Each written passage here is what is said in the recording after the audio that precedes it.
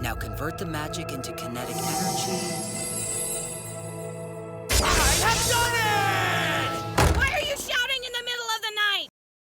Look, Granny, I may have not created a magic spell, but I made this equally as magical video essay, so let me break it down for you. Today we're going to study The Wise Man's Grandchild and its hero Shin Wolford. I've pinpointed countless scenes that illustrate the three main reasons why he's such a disastrously written protagonist. And at the end, I'll also show you how one simple tweak could save the entire show. Shin should become a demon. A great idea. Oh wait, the time count's going. How to Ruin Your Protagonist, a character study of Shin Wolford from The Wise Man's Grandchild, and how to fix episode 1. Disclaimer, I watched the entire show, but I only focused on episode 1, because they absolutely fumbled my boy in that very first episode. A quick summary. Shin gets killed by Truck Kun, reborn as a child in a world with magic. His parents die, he's taken in by Merlin, greatest mage of all time. No issues with that setup, it's fine. But now let's get into the nitty-gritty. Point 1.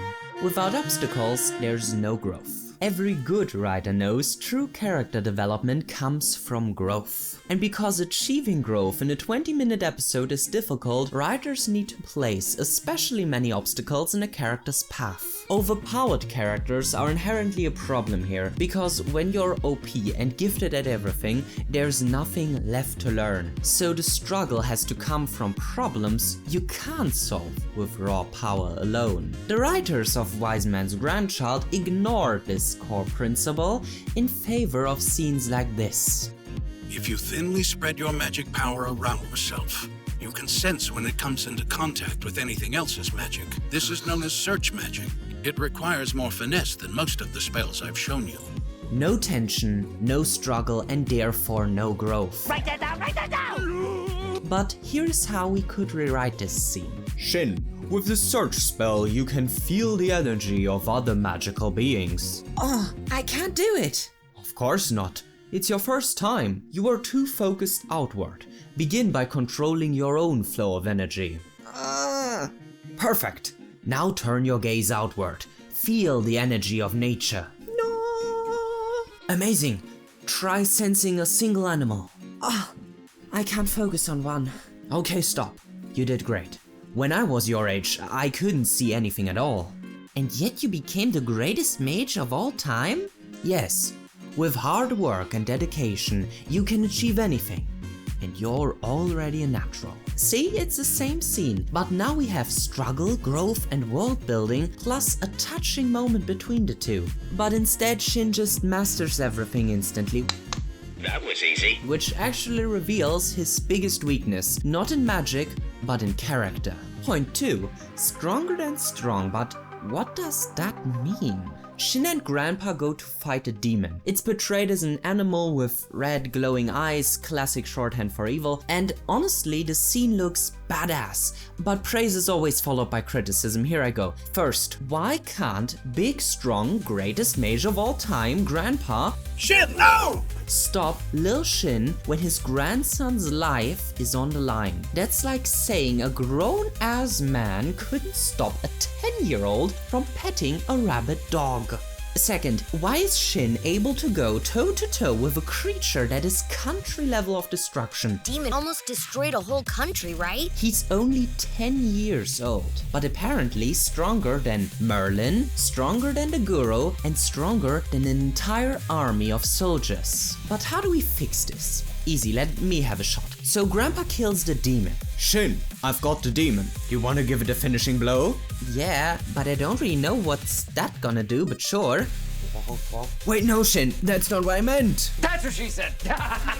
Instead, what do we get? Shin obliterates the demon, and later on, when he shows a similar display of power, everyone gasps in shock, and we're told he's Shin's a prodigy. I've never seen someone learn so fast. As if it wasn't amazing enough that he mastered all the magic Merlin and I taught him. You would discover just how far off the scale you are. But what does that actually mean? See what I'm doing here all throughout? I'm trying to get a single point of reference to put Shin on the power Scale. Stronger than Grandpa, stronger than a demon, but also Off the scale. and just when you think you've got him pinned down, he literally uses the sun's full power as a weapon. So is that his limit? Spoiler, no. For all we know, at some point he might as well just snap his fingers and collapse the entire universe. Who knows? The point is, without a clear power scale, there are no stakes. And if even your main villain doesn't stand a chance, then Shin isn't overpowered.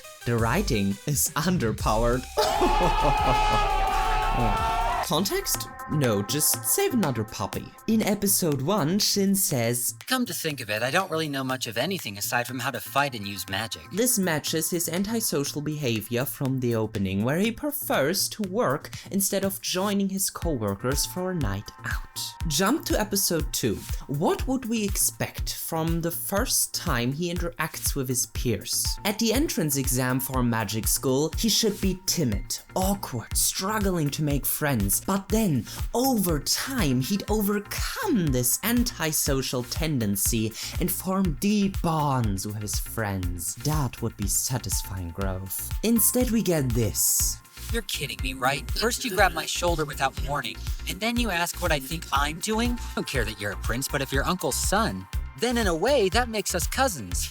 Writers, listen, if you make your protagonist antisocial, don't just Control-Z that trait one episode later. Core traits are supposed to drive every decision, every choice your character makes. Otherwise, why even bother giving them a personality at all? Just let them flip-flop like Netflix cancelling shows arbitrarily. Alright, let's finally get back to the end of episode 1. Shin saves 2 girls from sinister men.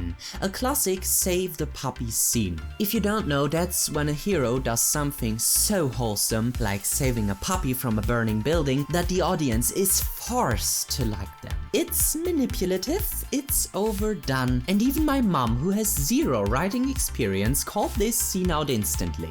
This is also the real first introduction with his peers. Wouldn't it be hilarious if he just stood there and went, "Oh, well, I would help them, but I'm too scared to talk to girls"? Then cue Grandpa's voice. A true hero saves the innocent.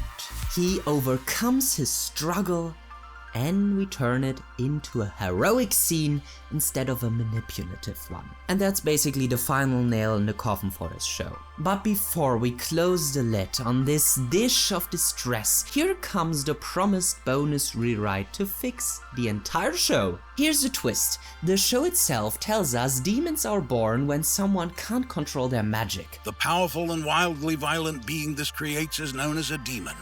Even a human being can become one. Shin has more power than anyone, yet he never struggles with controlling it. So why not make that part of his arc? Imagine this, Shin keeps getting stronger as he already does, but he notices small things. His magic doesn't always do what he wants, a spell goes too far, a blast hits harder than intended. He realizes his power is slipping out of control.